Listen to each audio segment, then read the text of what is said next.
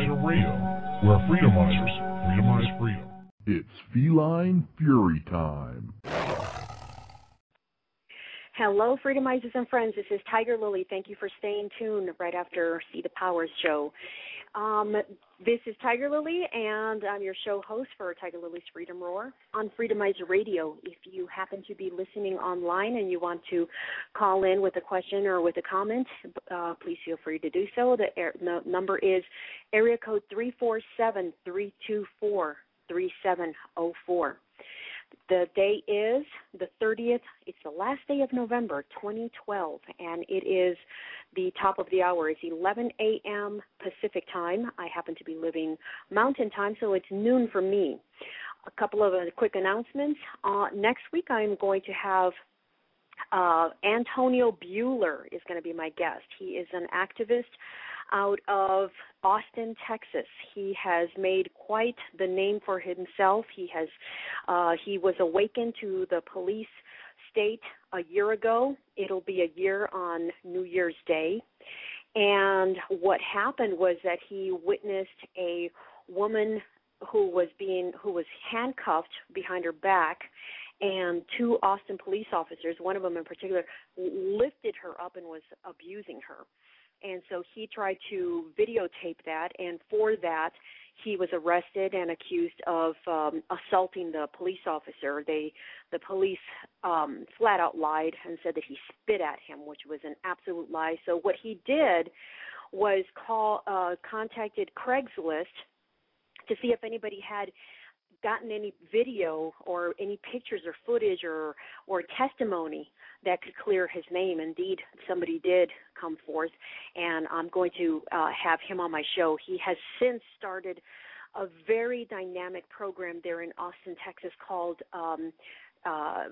Peaceful Streets Project. And what he has done, enlisted a lot of locals to activate them to go take pictures of the of police officers when they're doing their job. So he's doing an excellent job of that, and I can't believe how far he's come. He these cops, they need to be aware that they don't know who it is that they're messing with. We don't, just because you think somebody looks a certain way, you have these prejudices in your heart about, like I did before I ever was awakened. When I heard motorcyclists complain that cops were mean to them, I thought, well, brush your teeth and brush your hair and stop having that attitude, and you wouldn't attract these cops. I never could have been more wrong in my life about that, because the way somebody looks does not give anybody the right or the authority to violate another human being. That's just flat out wrong, and I learned the hard way, my lesson the hard way. So this gentleman, Antonio Buehler, he is tall, dark, and handsome, and he's got long hair, kind of like Tarzan. He kind of looks like Fabio a little to me, the really good-looking, studly-looking guy. And some cop misjudged him, maybe because of the long hair or what have you, but that was a gross misjudgment. This is a man who is a West Point graduate who served honorably in the service, and he is a very smart fellow. And what he is doing, and since his awakening, which has been just less than a year ago, he has come a long, long way to expose. He's got a Facebook. If you want to check out his Facebook page, it's called Free Antonio Buehler. And Buehler is Buehler. And I don't remember how many members are there already, but at any given time, there's at least 30 people who are online on Facebook that you can be chatting with. So, and every day, especially lately, I have seen that he posts at least a dozen posts where he is exposing the tyranny, the police state there in his hometown of Austin. In fact, that's going to be the theme of a couple of what I want to share today is the atrocities there in Austin, Texas, to kind of prepare for his visit on Freedomizer Radio, my show, TigerLily's Freedom Roar, next week, this time in 7 days from today. So without further ado, let me Austin police respond to complaints about the arrest of a local activist. How you doing, Anthony? Antonio. Early Sunday morning, officers arrested Antonio Buehler. He's the founder of the Peaceful Streets Project, which takes video of police actions around Austin. One member of the group shot this video, which is now posted on YouTube. Buehler was in the street taking video of officers during an arrest. An officer tells him to back up several times, and that led to this. This is your last warning, sir. You're under arrest for interference. You're up to hands behind your back. You're under arrest. The officer handcuffed Buehler, and he spent most of Sunday in jail. Yesterday, dozens of people from the Peaceful Streets Project rallied against the officer's decision to arrest Buehler. This afternoon, Austin police defended the officer's actions. The department takes a very strong stance on interference because it is something to where it becomes very dangerous for not only the officers but those that we're dealing with. Buehler was also arrested back on New Year's Eve after he took pictures of APD officers who stopped a woman suspected of a DWI. So I'm looking forward to having Antonio on my show next week, and I'm going to ask him questions about that specific case. I think he has been arrested a total of 3 times. The first time was a year ago, and then the second one was this time, and I think there has been since another incident in which he was arrested. So he is in their grill. How can I say? He has evolved past the worst of statism. And that is something that is very difficult to do. Even people who have had a loved one murdered by the state, and by the state I mean government officials, people who are wearing guns and badges, people who have these quote-unquote authority to murder us and get away with it. He has posted something where he said, look, it's nice to see that not all cops are jerks, and he actually posted something that portrayed a police officer in a positive light. Well, somebody went back and said, yeah, it's nice to know that there's still good cops, and he came back and he said, I didn't say he was a good cop. So it's like, oh, yes, well, he totally is getting it. But unfortunately, there are people who have had loved ones who have been murdered, and these people the indoctrination runs so deep about the need to obey our masters that when one of these masters kills a loved one, they will go as far as to make excuses for, maybe my wife, maybe it was just an overreaction. Those were the words of one man whose wife was murdered by a cop.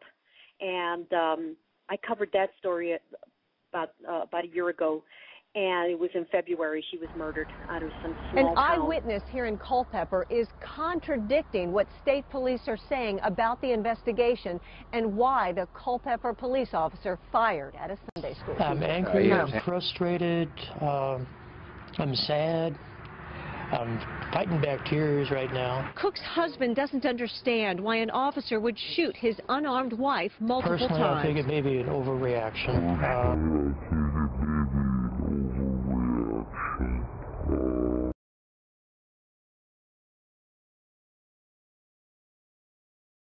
Personally, I think it may be an overreaction, maybe excessive force, but I can only surmise that. He doesn't know why his wife was in the parking lot of the Epiphany Catholic School.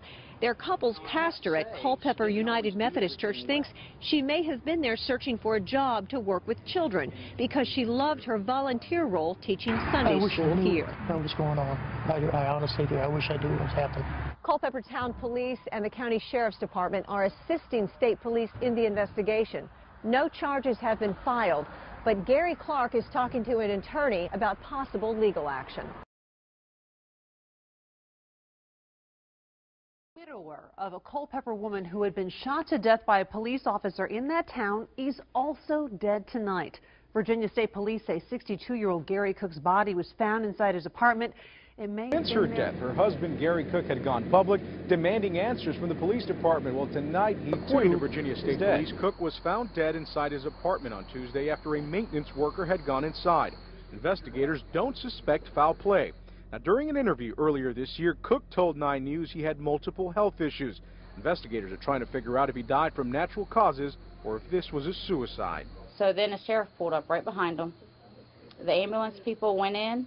They were in there maybe 10 minutes, and then they walked out, and they said he's dead. Neighbors like Kelly Stepp, who live next to Cook, are left shocked, wondering if there was anything they could have done to help him. State police say he had been dead for days. I'm hoping it was really just like a heart attack in his sleep and not some type of revenge because he was suing the county.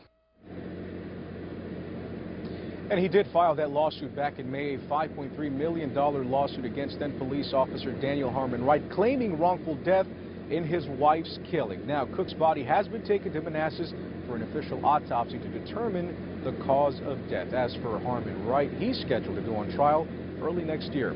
We're live in Culpepper. Ken Molestina, 9 News. Lots of questions. Thanks, Ken. I had Minister Emmanuel on my show that day, and I loved what he said. Because I asked him because he saw the video of the coverage of that lady that was killed. She was in her 50s. She was in a church parking lot, and we'll never know what transpired. But the next thing you know, he shot her, and she's dead. And Minister Emmanuel is an African-American. Minister Kenneth Emmanuel said about my feature story last Sunday. After how appalling I felt that it was that this happened to this Sunday school teacher that didn't have a weapon, that she was shot 6 times, I knew it was bound to hit Maine America because it's been happening in the African-American community all the time. The violence of statism knows no boundaries. It's colorblind, it's gender blind, it's even handicap blind, it's age blind. It doesn't matter. Antonio, on his Facebook Free Antonio Buehler group, he posted a video. I opened it up and it was like 10. I think I got through 5 or 7 seconds of it. And basically he said, anytime somebody says we need police officers, make sure you show them this. Listen, man, just relax, okay? Relax. I did not do anything wrong. Is a lady being raped, caught on camera, being raped by cops, and it is an absolute abomination. Personally, I think it may be an overreaction. And I'm sure people will look at this and say, oh, well, it's not all of them, it's just a few. No. The problem is statism. I'm sure people are saying, well, what are we going to do? I mean, it's not like we cannot have laws. It's not like we can, free for all. What are you advocating? Anarchy? I mean, everybody, get your gun and you're on your own and kind of thing. What about, that's not civilized. Well, the implication in that statement is that what we do have is civilized. No, it's not. A lot of people talk about how there's all this division between races and class warfare that our president is instilling or is advocating or pronouncing, through his words. There's really 2 classes: the government and us. We, the ones who are paying. We, the ones who have no choice but to give part of our money to the state, because if we don't, we'll get locked up and caged and raped by other criminals or perhaps by the wardens that are supposed to be there to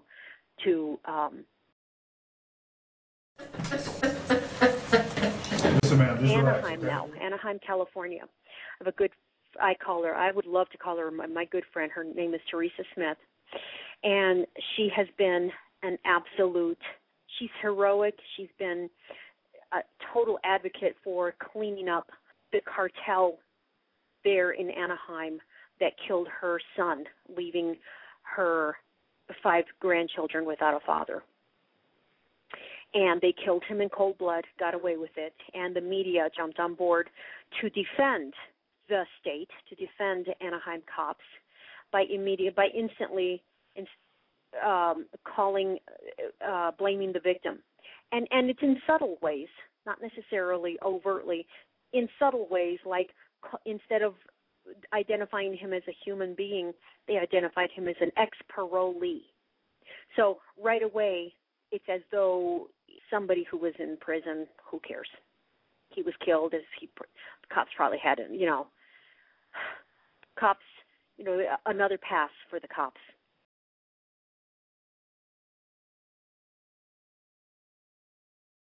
This is the police state. This is what a total breakdown of our society looks like. This is what it looks like when the government decides to take complete control over our lives. Now, the people of Anaheim are angry, and they should be angry, because you have an unarmed civilian running away that's an alleged gang member that they say is alleged, and they shoot and kill this guy. He's dead. So she's been tenacious in her quest for justice for her son, Cesar. So she has been, one of her friends is a writer. I think she's got a nice blog. Her name is Amber Stevens. She found this article, and it's called Police Shootings Lead to Reform in Anaheim. Okay. Now, right there, the title I'm already put off because there is no reforming. That's like saying we need to fix something that, let's fix the Titanic. I mean, it's unfixable. Statism is unfixable. We need to, statism in America especially, as evidenced by the fact that we have more people in prison per capita than any other nation on the planet. And I'll say that over and over and over because mainstream media is not giving up that information. So here's what Amber Stevens said. Well, let me post that link that came out of Channel 4 News, NBC, Southern California, and the title of it is Back-to-Back Fatal Police Shootings That Sparked Protests Lead to Reform in Anaheim. Basically what they were talking about is having and the Citizen Advisory Committee on Elections and Community Involvement. What about a police oversight committee? That's what she asked. So I just put a really pithy response to that. I said, police services as we know them today must be abolished the way slavery was abolished after the Civil War. My sincere hope is no additional bloodshed will be necessary. Cops have killed enough innocent. So the call to have citizens advisory committees getting involved to fix things, it's unfixable. So just to make sure I've got this straight, government makes the rules and you feel obligated to follow the rules, even the ones you don't like, and it tells you what to do and threatens to punish you if you don't do what it says, and it uses some of the money that it's taken from you using threats of violence to pay for things you don't like and actually think are immoral, like mass murder. Yeah, but we can ask it to please tell us to do smart things, and please don't take our money and use it to kill people. We're allowed to ask them to tell us to do what we want them to tell us to do. How does a regular human become a politician? Well, that's the great thing about our government. It's a democracy, and that means that the people actually have the power, because we get to decide who among us get to be the politicians. We get to vote. And if a politician starts doing things we don't like, we can just replace him with someone else at the next election. But if you get to choose who does that, I assume that politicians are always the wisest, most honest, caring and respected people among you. Well, no, not really. I wouldn't say politicians are known for being honest, or wise, or caring.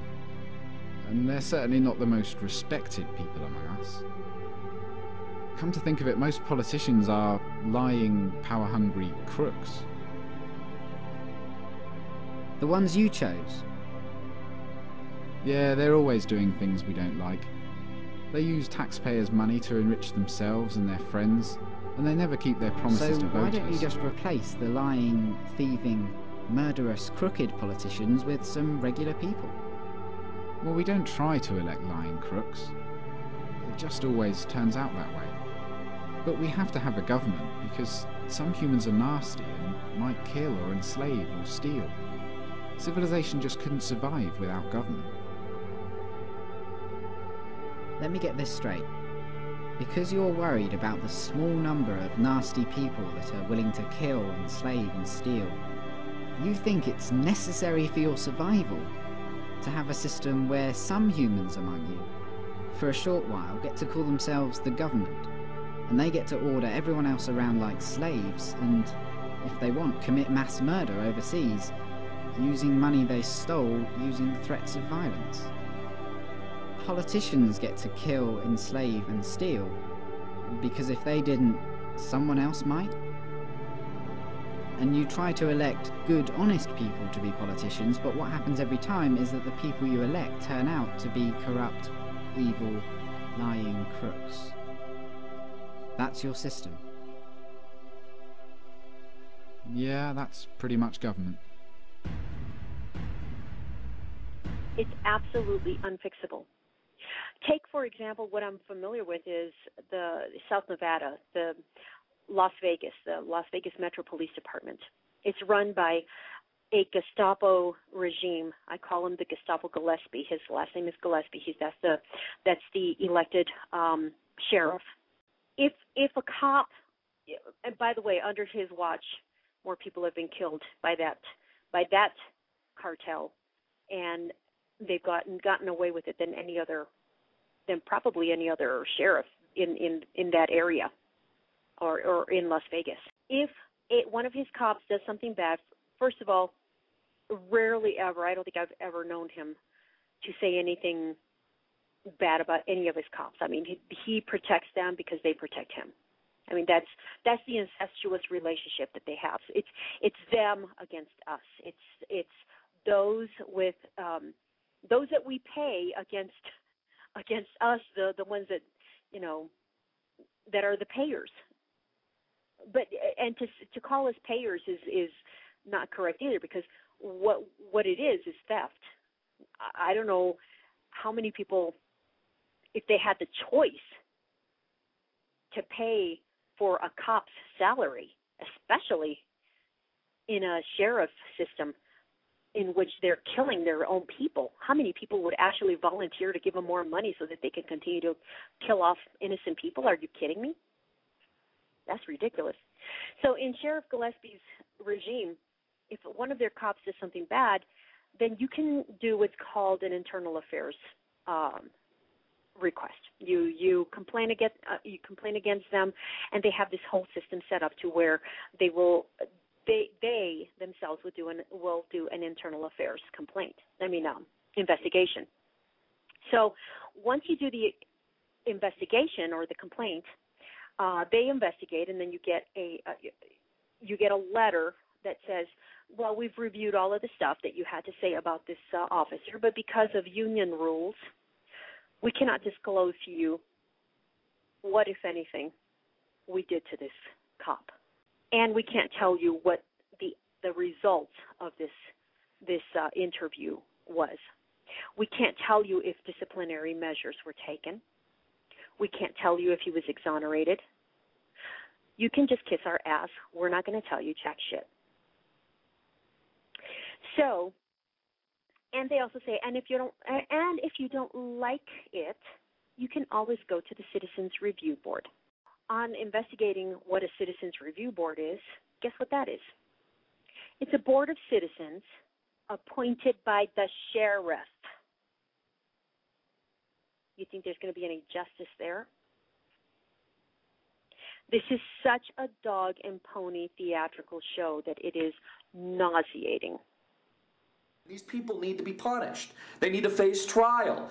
We need to give it the same kind of media attention. We need to give the same media attention to the fact that police officers are shooting women and children and letting their dogs out on them as we do the Trayvon Martin Zimmerman case, which was exploited as a race issue, and Obama positioned it as what if it was one of his kids? What if it was one of his daughters, or if he had a son, it would look like Trayvon Martin. Where's Obama now? Where's Obama now? What if your son was Manuel Diaz? What if he was murdered by Anaheim police? Where is the president? A lot of people talk about how there's all this division between races and class warfare that our president is instilling or is advocating or pronouncing, through his words.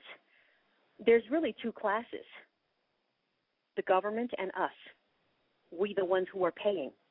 We, the ones who have no choice but to give part of our money to the state, because if we don't, we'll get locked up and caged and raped by other criminals, or perhaps by the wardens that are supposed to be there to caretake. I'm Christopher Green. You've been watching Green Wave TV, alternative media television, and I just deliver the Daily Wave. Hard-hitting and in your face, America. It's a crisis. I want to share something. I'm not going to say who it was, but there was a New York cop act of kindness that went viral, and I saw that. I saw that on CNN. I think it did go viral, and it went viral in the sense that there was this homeless man out there in New York City, and his feet were really cold, and this cop found some boots for him and helped him put them on, and somebody, he didn't know it, but somebody was videotaping that, and they shared it. And the person who shared it says, "I couldn't believe my eyes." So somebody posted that and said that it warms his heart to know that there are good cops like this, and that it gives him a sense of optimism that he said, policing was once a proud profession of honest officers and can be again. We just need more like this. We need more like this New York PD cop. So I sent him a personal message because I didn't want to disagree with him publicly. But I said, I'm not at all that optimistic about cops being nice. The fact that one lone act of kindness went viral is enough proof that it is as rare as winning the lotto. As you probably guessed, I am an advocate of a voluntary society. A privatized police force paid by volunteers or voluntarily, or insurance companies without the fascistic interference of government would likely be more efficient in keeping peace without killing the innocent. So who will pick the cotton? That's the question that kept the institution of slavery alive, but the answer is it doesn't matter. The only thing that matters is that slavery is immoral. That applies today. Stealing our money to pay for gang cartels that we call peace officers is immoral. I have full confidence that absent theft, in other words, taxation, because what is taxation but theft, right? We humans are smart enough to find ways to protect ourselves. Hell, with the right child rearing, which would be nonviolent child rearing, future generations may never need cops. And then I shared with him a 12-minute video. Hi, everybody. It's Stefan from Freedom Main Radio. Hope you're doing well. So one of the questions I get asked a lot is how, in a free society, in a stateless society, do we protect ourselves from crazy nuts with flamethrowers and acid bombs and shooters and so on? And always embedded in that question is the implicit premise that somehow we are being protected from these lunatics. Of course. Already. I mean, parents, people who aren't going to be good for the sake of being good are going to be good because of incentives. Basic principle of economics. People respond to incentives. What incentives are there? Well, legal liability is there for people who create these monsters through this endless abuse. People who are charged with the professional duty to intervene and protect people from these. They don't protect. So rather than worry about how we're going to be protected from these people in a free society, for which there are going to be about 10 million answers, let's worry about whether we're even protected right now, because we sure as hell are not.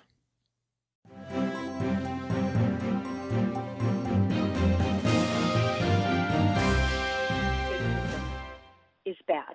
And the only way to address statism is to get rid of it completely, to take it out from its roots and never go back to it again. Freedomizer Radio, where freedomizers freedomize freedom.